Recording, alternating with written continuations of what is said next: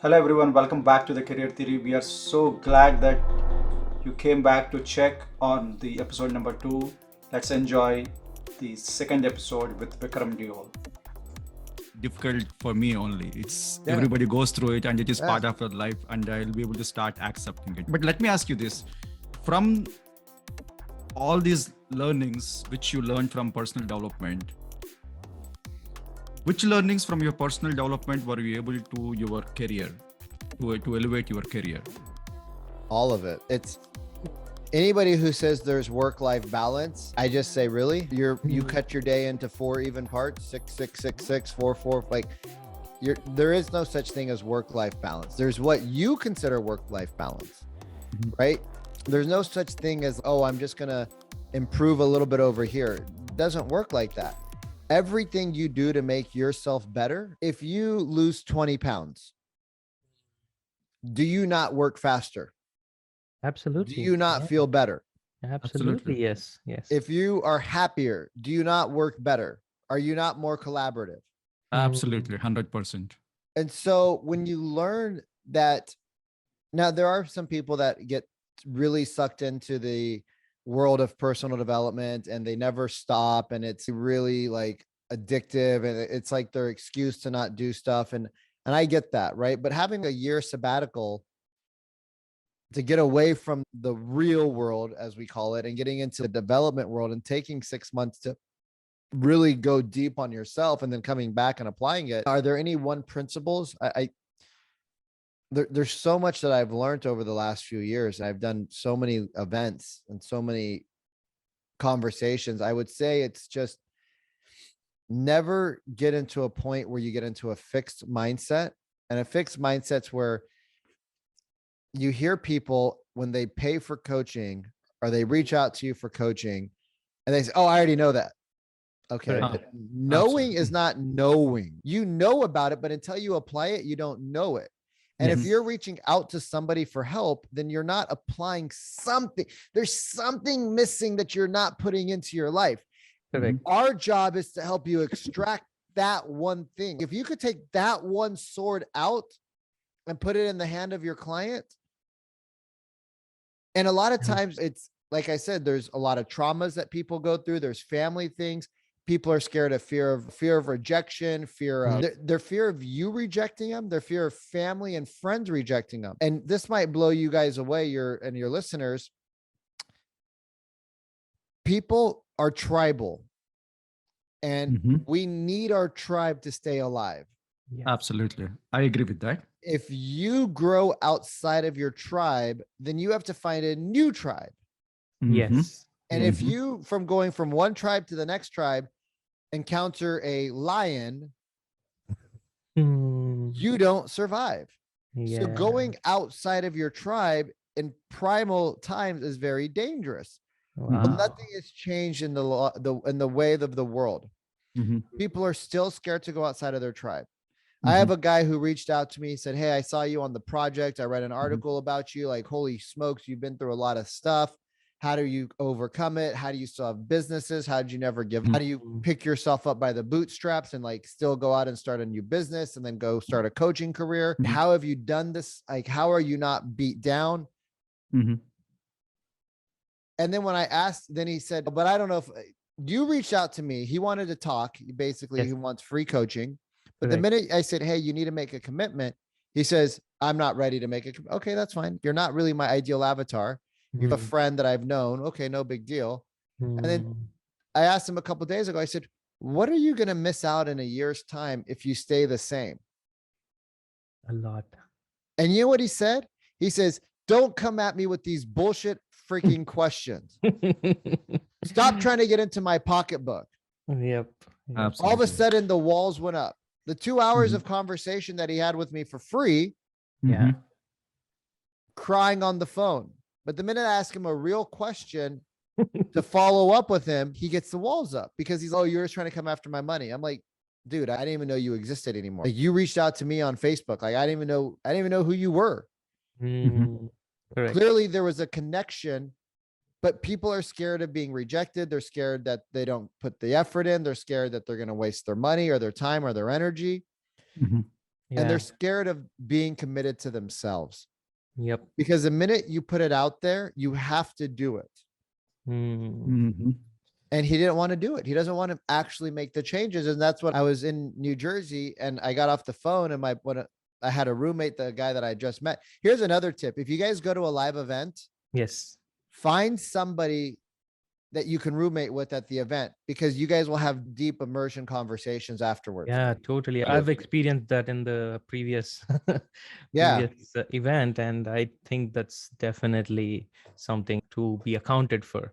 I have a follow-up question. When you were talking about the person you were coaching, or he reached out to you, he was Right. talking about like what changed, like how are you able to deal with everything? So what are some habits which you follow, or what is your daily routine which lets you feel really stronger every single day?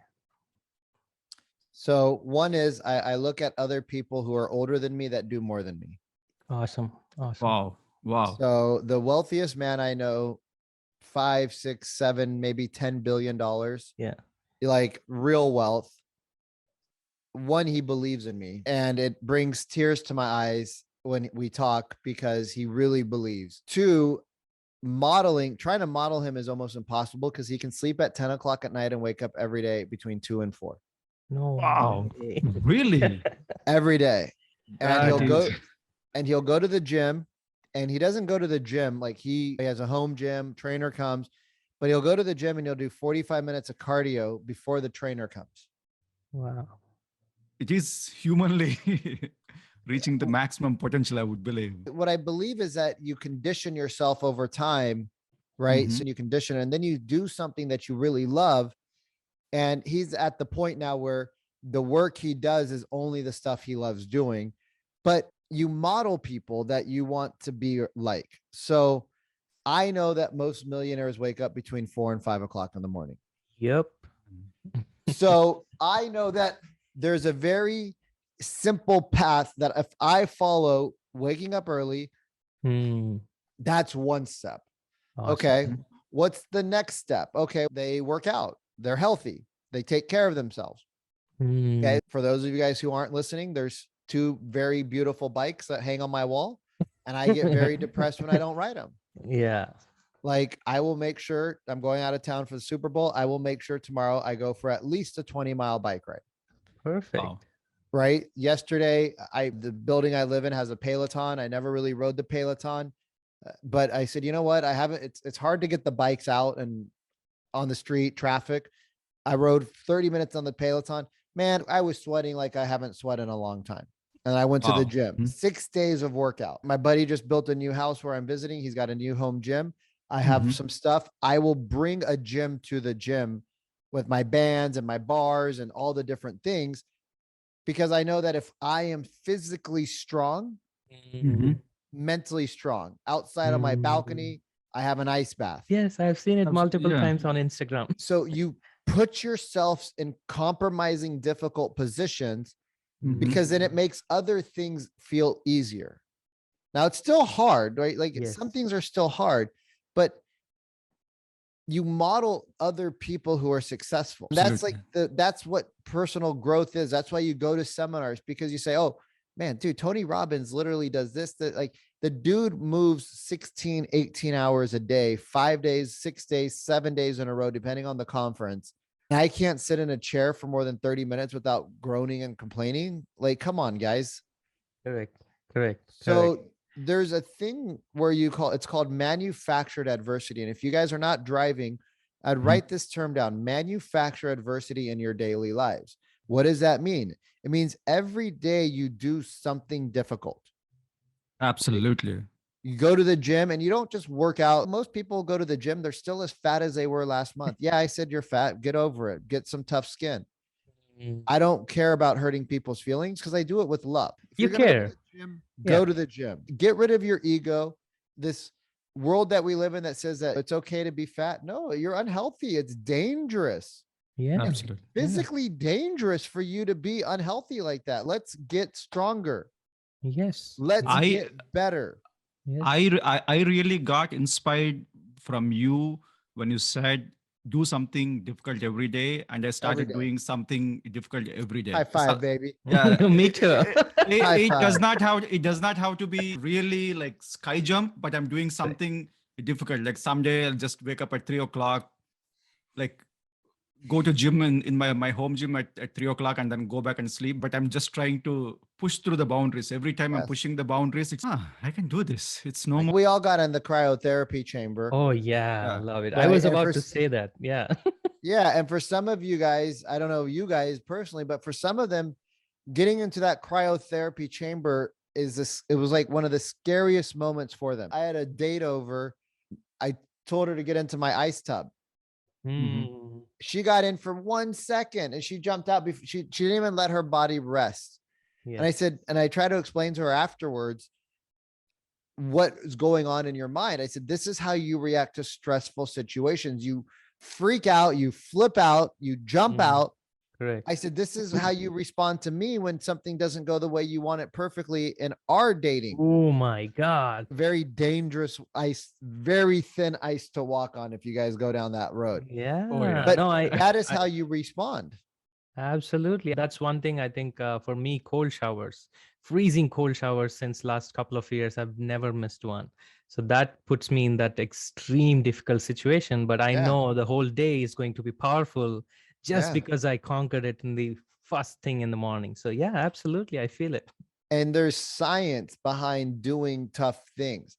So there's a saying out there that says, tough times make strong men make good times. Good times make weak men. Weak men make bad times make strong men make. It's a cycle. It's a cycle. Yeah. We're in a cycle. Where are we at now in our cycle? People say, Vikram, don't say sir or ma'am to people. I used to in India in boarding school, I'd get beat for not saying sir or ma'am. And now you're trying to beat that out of me. That's the highest form of respect. Good morning, sir. Good morning, ma'am. Oh, how do you know they're a woman or a man? Because they sound like one. They're dressed like one. Like we are so soft, and it's not that people are soft. It's just that they were told to be all sorts of. If we get into an ice tub and somebody calls me a name and I'm sitting in the ice tub for 10 minutes, I'm like, what did you say? Come with me. Well, what do you mean? Come with me. I'm not trying to fight you. I'm not mad at you. Come, sit in the ice bath. Take a Florida cold shower. It's 50 degrees. Take a Florida cold shower. The ice bath is 34. Take a Florida cold shower with like my bathroom. It's 50 degrees. Correct. They can't do it, man. Yes, they can. I said, so you guys are so tough, but you can't take a cold shower for 10 minutes. I don't need, you're not on my level. Absolutely. I see what you mean. Absolutely. Tough, that's brilliant. Mental toughness is what we need. More mental resilience, more mental reps, right? Yes. We need to turn off the news. Stop worrying about what the manufactured news is. Stop worrying about what people's agenda is for you to live a certain life. Get up, get on a bike, go for a run, go for a walk, get fresh air, do hard things, and you become resilient. And then when life becomes hard, it's not as hard because you're conditioned, and life will get hard, ladies. Look, if anybody thinks that we're not coming into some sort of storm of a recession, they're fooling themselves. Yeah. There is how do we go from printing $6 trillion, which is 40% of all money in the world ever, in 18 months? We created 40% more money just than ever. Yep. That's ever been created. Like, how are we not going to devalue the dollar? There is something going to happen, and it's going to be catastrophic for so many people. Yeah. And if you're not emotionally strong, you can never get through this kind of situation. Because there's no government that has the ability to create finances anymore. Like what got us into this mess isn't going to get us out of this mess. Correct. So get strong now, put your finances in order now, get your stuff together now. Like, because it's gonna get hard. It's gonna get hard, and it's not gonna be fun. And if you're mentally not prepared, when you lose your job, what do you guys know what the difference between a depression and a recession is? We want to hear it from you. The difference between a depression and a recession. Yeah, we read the theoretical definitions, but not like, we want to hear from you. A depression happens to your neighbor. A recession happens to you. Oh my God. So, ladies and gentlemen, I hope I'm wrong. I hope I'm wrong. I hope I'm wrong, but I'm typically not too wrong on stuff because unfortunately, I'm just tuned into the ecosystem. Some crazy stuff is coming down the pipeline. And when it hits, there's going to be massive opportunity for some and a lot of death and destruction for others. Yes. Yes. And I hope you guys are on the right side of the equation. We hope so too. Absolutely. Yeah, we hope so too, because we never know what's the future is going to bring in. So yeah, we are hoping that we are on the right side of the equation. I hope so too. Yeah. My next question is, as an audience of this Career Theory podcast, who is spending a lot of their time or a lot of hours working through their careers, what do you think they should focus on to grow in their careers? Education. What kind of education do you think? Knowledge. Donald Trump was saying something in an interview about 10 years ago before everybody, before he was blacklisted. And they asked him one word. What's the one word? What's the one thing you can do to improve? What's the one thing you attribute your success to? He says, knowledge. If you talk to Tony Robbins, knowledge. Tony Robbins was reading like a book a week. Wow. Consuming content left and right is great, but reading knowledge application is worth more than anything. People are scared to spend $10,000 a year on education, right? Not the stuff that the government tells you should be educated, but on like personal development growth, on learning a new skill, paying for a course and actually completing it and implementing it. Knowledge and the application of it is what's going to take you from where you're at to where you want to go. If you're not willing to invest, here's the crazy thing. Investing in yourself is the best investment. It's pound for pound proven, right? Pound for pound proven. For every dollar in education, there's like a 3.2 return in GDP. So if you invest into yourself $100,000 a year, that should equate to $320,000 coming back to you. Yes. If you do that year over year, it might take you 3 or 4 or 5 years for the money to come in because there's a seeding period. Correct. Correct. Yeah. But you will start making $1 million, $2 million, $3 million, $4 million a year. Yeah, absolutely. Like it's someone asked me, why do you spend so much money in getting coached? I tell them the return is huge. I maybe invest $15,000, $20,000 per year, but the return could be $500,000 because that's the exact kind of resources I'm having the access to. So it definitely, I can relate a lot to that. Yeah.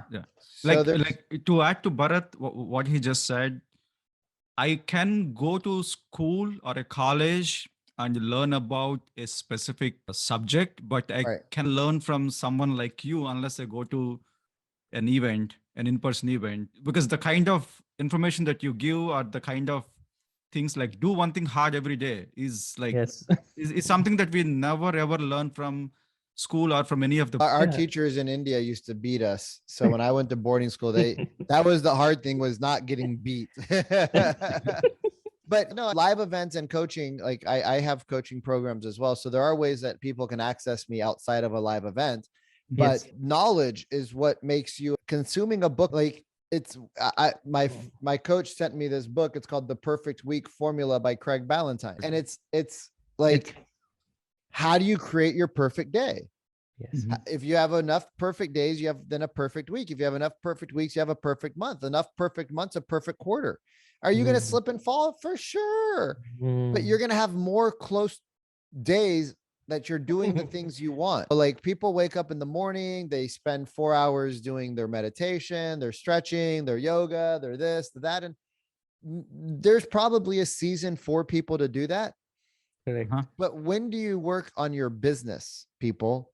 Right? You want to all have a better career, When do you have CEO time? Vikram, I'm not a CEO. You're the CEO of your life. You're the CEO of your family, the CEO of the job you own at the company you're at.